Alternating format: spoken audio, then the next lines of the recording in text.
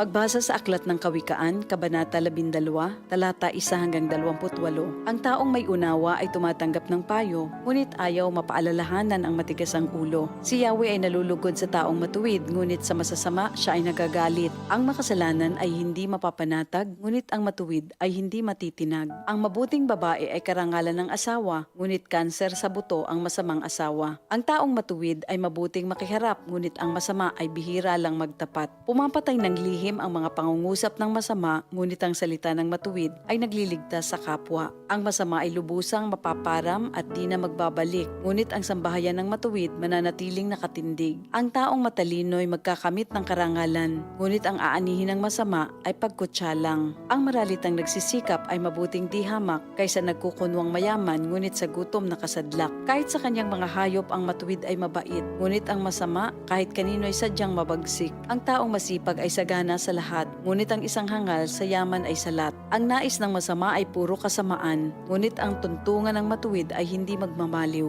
Ang masama ay nahuhuli sa salita ng kanyang bibig, ngunit ang matuwid ay malayo sa ligalig. Ang kakamti ng tao ay batay sa gawa o salita, bawat isa ay tatanggap ng karampatang gantimpala. Ang akala ng mangmang ay siya lamang ang tama, ngunit handang tumanggap ng payo ang taong may unawa. Ang pagkainis ng mangmang kaagad nahahalata, ngunit ang mga matatalino di pansin ang pagkutya. Sa pagsasabi ng tapat, lumilitaw ang katarungan, ngunit ang pagsisinungaling ay lumilikha ng kapahamakan. Ang matalas na pananalita ay sumusugat ng damdamin, ngunit sa magandang pananalita, sakit ng loob ay gumagaling. Ang tapat na labi ay mananatili kailanman, ngunit ang dilang sinungaling ay hindi magtatagal. Ang nagbabalak ng masama ay mag-aani ng kapahamakan, ngunit ang nag-iisip ng mabuti magtatamo ng kagalakan.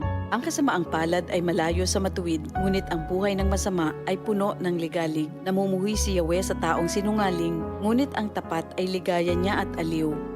Di agad sinasabi ang alam ng matalino, ngunit kahangalan ay inihahayag ng mangmang na tao. Balang araw, ang masikap, ang mamamahala, ngunit ang tamad ay mananatiling alila. Nagpapahina sa loob ng isang tao ang kabalisahan, ngunit ang magandang balita ay may dulot na kasiglahan. Ang payo ng kaibigang matuwid ay isang gabay, ngunit ang daan ng masama ay tungo sa pagkaligaw. Hindi makakamit ng tamad ang kanyang hinahangad, ngunit ang masikap ay laging may magandang hinaharap. Ang matuwid na landas ay patungo sa buhay, ngunit ang maling daan ay hahantong sa kamatayan. Ito ang salita ng Diyos.